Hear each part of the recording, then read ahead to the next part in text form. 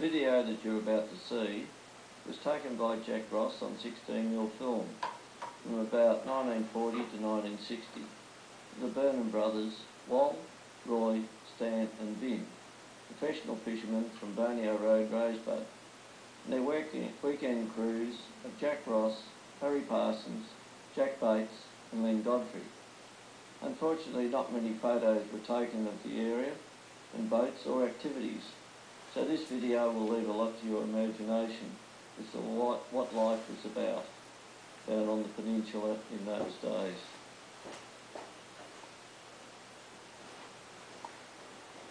This first shot is of shark fishing with Steve Burnham and Jack Bates.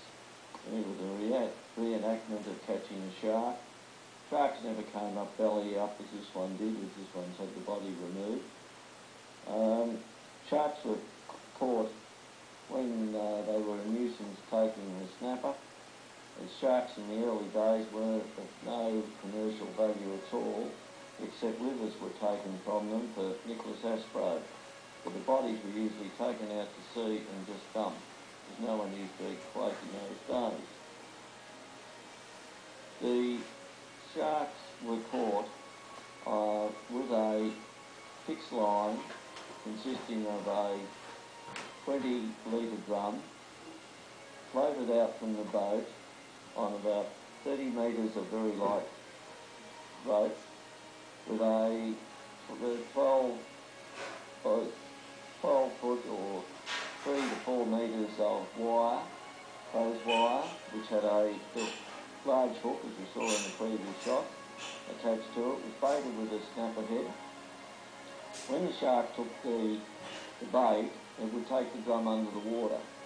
Probably wouldn't keep it down. A really large 5-metre shark wouldn't keep the drum down more than about half an hour to 3/4 of an hour.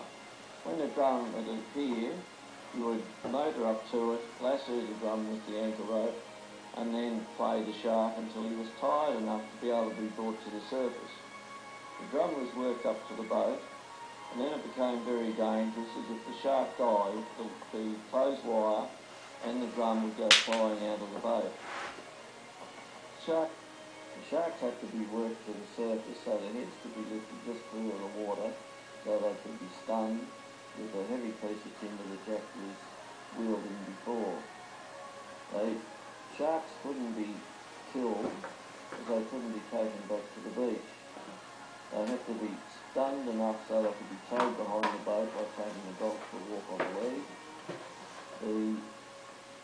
It was a pretty slow process getting them in, as the shark was just to swim along and was behind the boat smoking, as the boat didn't have enough power to pull them. But it was very exciting and a dangerous activity. The next shot is hand fishing. You can see the action of Jack there with the line around his body, because the lines were nylon, and if you let them slide through your fingers, you've got terrific burns on your hands, and you've got a stinger like that, they take a fair bit of holding. Stingers weren't of any great commercial value, but there was some money in the flaps. Stingers were never brought aboard for the danger of the sting in their tail, so they were usually killed and then the flaps cut off and the body got back into the sea. Another one of hand line fishing again. This is Lance Ross with a sign of kingfish. That's Stan, Wal and Vin holding some nice kingfish. They're 12 of the 34-pound kingfish at the old fish shop in the background. This is fishing from Andy Johansson's boat, the Muriel, which is now the pride of the feeder boat fleet. This is taken between Cape Shank and Flinders. Andy was a cray fisherman. There's Vin and Andy on the right.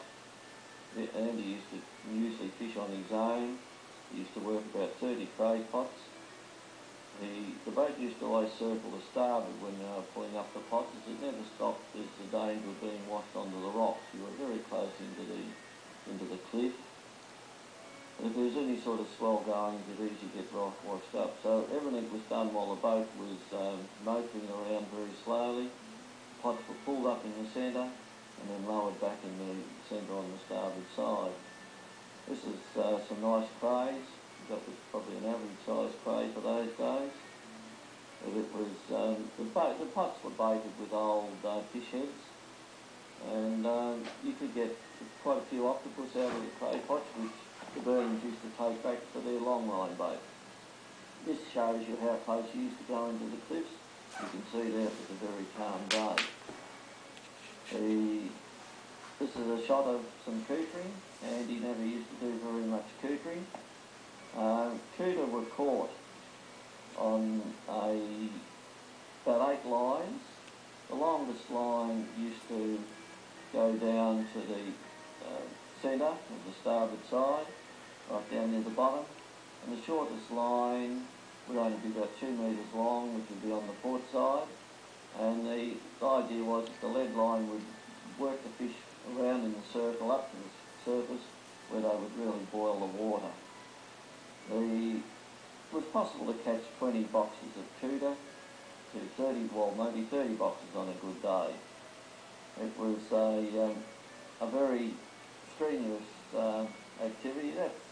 That's Andy sculling a boat. Very few people can scull a boat now with one oar, and Ben and Andy boxing the few cooter they had.